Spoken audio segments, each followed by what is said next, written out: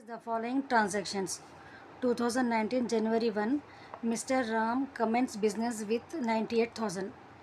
हर general entry के 2 aspects रहते। तो मिस्टर राम एक बिजनेसमैन है, इन्हों बिजनेस स्टार्ट कर रहे हैं कैश 30,000 98,000 से, and the amount invested in the business is called capital.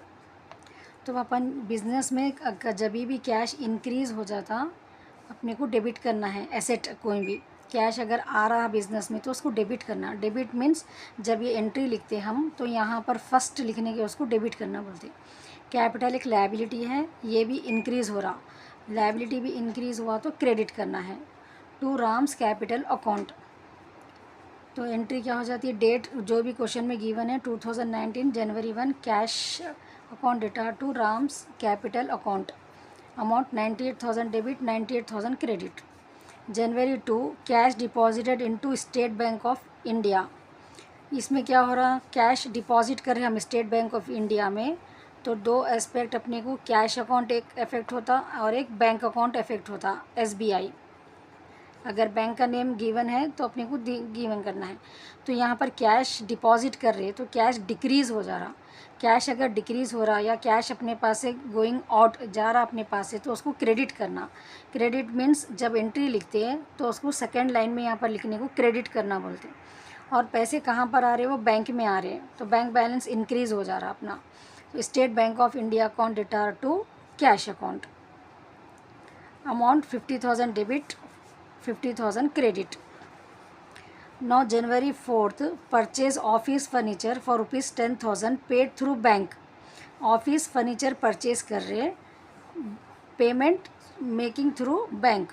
So furniture receive हो रहा हमारे पास और अमाउंट बैंक से पेमेंट हो रहा। तो फर्नीचर रिसीव हो रहा मीन्स फर्नीचर एसेट है, asset debit what comes in, and asset increase अगर हुआ तो उसको डेबिट में लिखना है, और पेमेंट हो जा रहा। हम SBI अकाउंट फॉलो कर रहे इसलिए to SBI state bank of India. Office furniture account डेटा to state bank of India. Bank में से पैसे जा रहे, बैंक में से अमाउंट हमारा डिक्रीज़ हो जा रहा, तो इसलिए हम उसको क्रेडिट करना है। 10,000 debit 10,000 credit. Date 4th Jan। Now on January 5th purchase goods from Amar 12,000।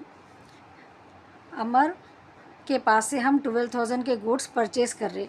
When ever purchase goods is given purchase account effect होता। अगर कोई एसेट परचेज़ कर रहे हम तो एसेट का नाम लिखना रहता, फर्नीचर मशीनरी लाइक दैट। अगर परचेज गुड्स है तो परचेज अकाउंट इफेक्ट होता। परचेज एक एक्सपेंस है, so debit all expenses. So purchase account डेटा टू किसके पास से परचेज़ कर रहे हम, अमर के पास से परचेज़ कर रहे, so to Amar account. On credit we are purchasing, Amar is the giver. Real account में, पर्सनल अकाउंट में गिवर को हम क्रेडिट करना रहता, तो अमर को हम क्रेडिट कर रहे। So the entry will be January 5th purchase account डेटा to Amar account, amount 12,000 debit में। यहाँ पर एक लाइन डाल दे के क्रेडिट का अमाउंट क्रेडिट साइड में डालना। January 7th purchase goods for cash 5,000 from Ramesh. Again we are purchasing the goods but for cash from Ramesh. अगर कैश भी दे दिया अपने को क्वेश्चन में और नेम भी दे रहा तो नेम को इग्नोर कर देना, हम जिसके पास से ख़रीद रहे, because we are giving the cash to him. Cash immediately pay कर दे रहे अपन, तो कैश के यहाँ पर जा रहा, कैश डिक्रीज़ हो जा रहा, तो कैश डिक्रीज़ हो रहा तो अपने को क्रेडिट करने का है कैश को। परचेज एक एक्सपेंस है इसलिए इसको परचेज अकाउंट को डेबिट करना। So January 7th the entry will be purchase account डेटा to cash account.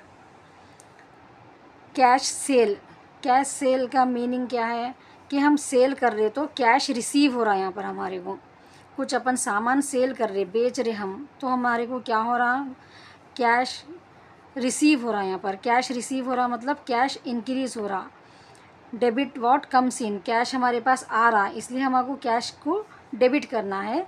And cell क्या है हमारे लिए, इनकम है, तो इनकम को क्रेडिट करना रहता।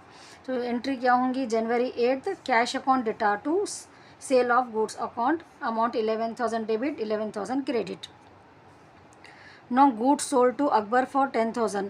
हम गुड्स सोल्ड कर रहे हैं अकबर को क्रेडिट पे। सो यहाँ पर कैश नहीं आ रहा हमारे पास। अकबर इज़ द रिसीवर, हम अकबर को दे रहे गुड्स, तो अकबर रिसीवर है, रिसीवर को डेबिट करने का रहता है यहाँ पर। And sale is a income, sale करे तो हमारे को पैसे आते, एक इनकम है ये सेल, तो ये किसको क्रेडिट करना है। So Akbar account January 10 Akbar account डेटा to sale of goods account. Next paid rent by cheque, rent pay कर रहे हैं हम चेक अकाउंट, अमाउंट जो है हम बैंक से पेमेंट कर रहे हैं। सो रेंट एक्सपेंस है, जो भी पेमेंट कर रहे हैं हम वो एक्सपेंसेस को डेबिट करने का रहता। And we are making the payment by cheque, cheque से कर रहे तो अपने को बैंक अकाउंट इफेक्ट होता, बैंक में से हमारा बैलेंस डिक्रीज़ हो जाता। सो इसको क्या करना रहता है, हमारे बैंक को क्रेडिट करने का रहता। सो बैंक अकाउंट डेटा to state bank of India, amount 6000 debit 6000 credit.